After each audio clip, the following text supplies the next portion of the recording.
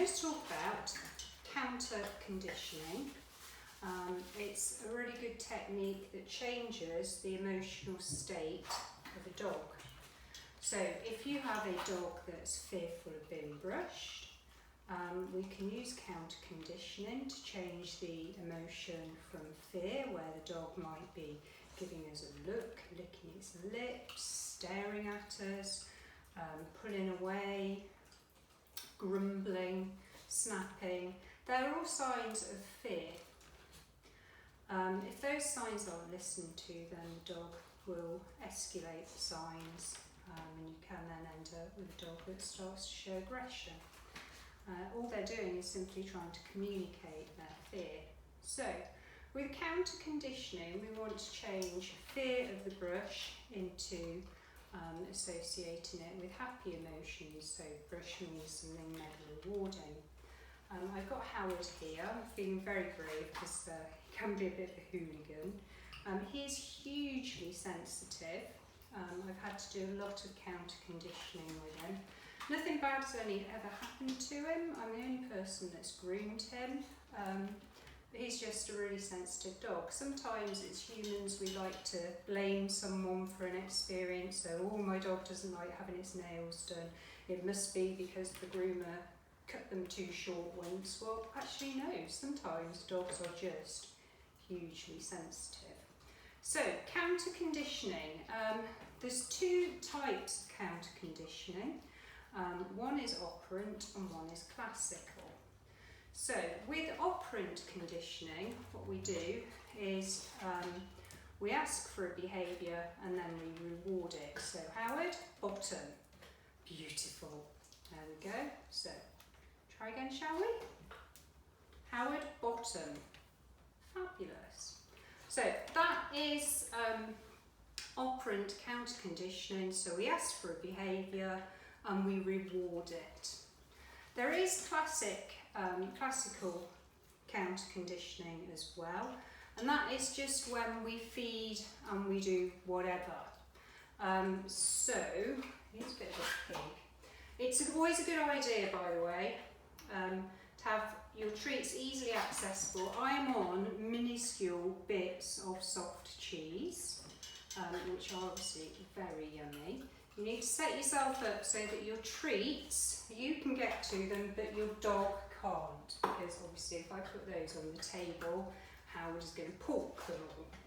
So what I'm going to do with him, notice he's free on the table. It's really important that he's free, because it means then that if he wants to move away, he can. I've got a really soft brush. I'm just going to brush him. Good. And then I'm going to give him a treat. Well done. And I'm going to brush him again. See, he's moving away. Good. And I'm going to give him a treat.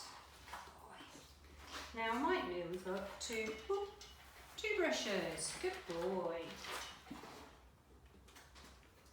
If I do 2 brushes, I might give him 2 treats. Now, as you can see, he's very, very foodie, and it is making it a little bit difficult. So if I was at home on my own and I didn't have a grooming table, or I was struggling a bit, I might have somebody just stand there, not hold him, but just make sure that he can't fall and hurt himself. So the other type of conditioning, which is a bit easier to do, is when we just feed and we do the behaviour that we want.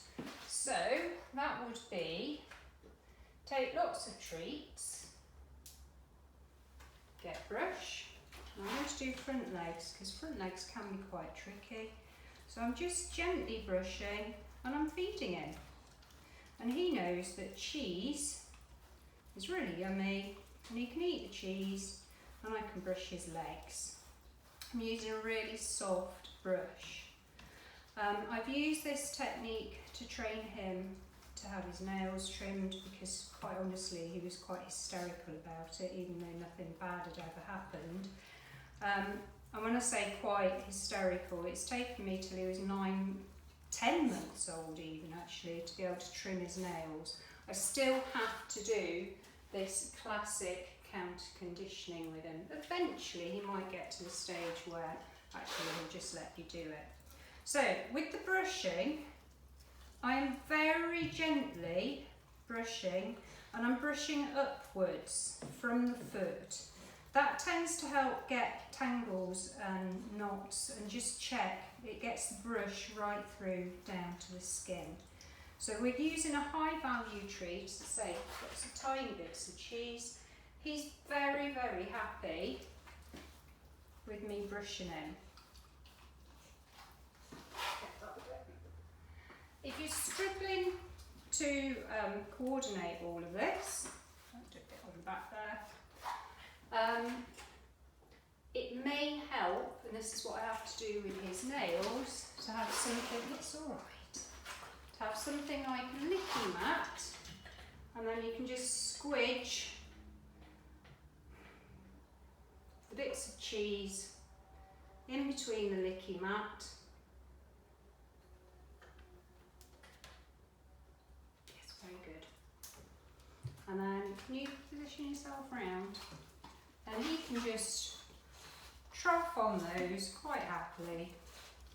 I can hold him to just support him. I'm not forcing him to be brushed. He can move away if he wishes. And I'm just brushing. Good boy. Well done.